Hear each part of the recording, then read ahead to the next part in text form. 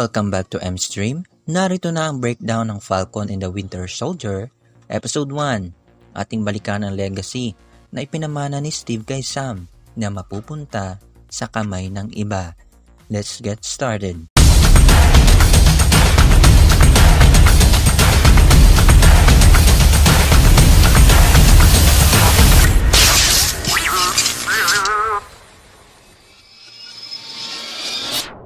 Before we begin, you can comment down below to join in my custom shoutout. Sa simula ng episode, nadinig natin ang ilang sa mga huling usapan nila Steve na mula sa pelikulang Avengers Endgame.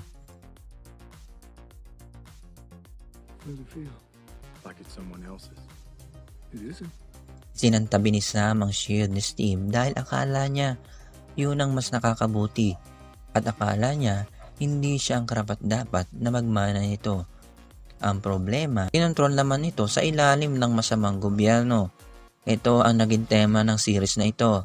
At napunta tayo dito sa misyon ni Sam, kung saan hinarap niya ang grupo ni Batroc the Leaper na nakita natin sa pelikula ni Steve. At nakilala natin dito si Joaquin Torres. Sa Marvel Comics, si Joaquin ang naging Falcon na pumalit kay Sam. At doon natin nakita ang simbolo ng mga Flag Smasher. Ito ang ilan sa mga makakalaban nila sa mga susunod na pinamumunuan ni Erin Kellerman bilang si Karli Morganto. At nakita natin si Rhodey sa handover ceremony. At nandito rin si Bucky na nakaranas ng bangungot. Ang bangungot tungkol sa kanyang mga nakaraan noong kinukontrol pa siya ng Hydra. Dumaan naman si Bucky sa isang therapy at pinayuhan siya na subukang makipag-ayos sa ilan sa mga tinakot niya noon.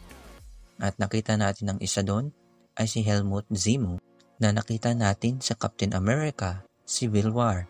Abangan natin siya sa mga susunod na episode. Sinundan naman ng isang salo-salo kasama si Nakajima at doon niya naalala ang kanyang anak na isa sa mga biktima ng Winter Soldier noon.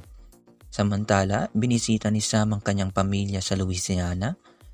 Nakita natin ang ilan sa mga Flag Smasher na ninakawan ang isang bangko. Nakapagtataka ang lakas ng mga Flag Smasher. Maaaring dahil yun sa Super Soldier Serum.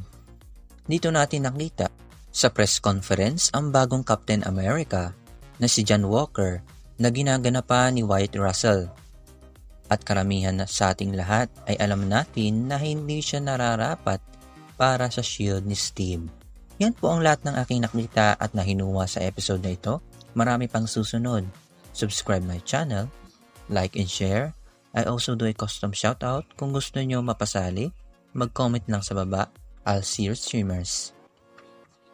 Subtle. Got it.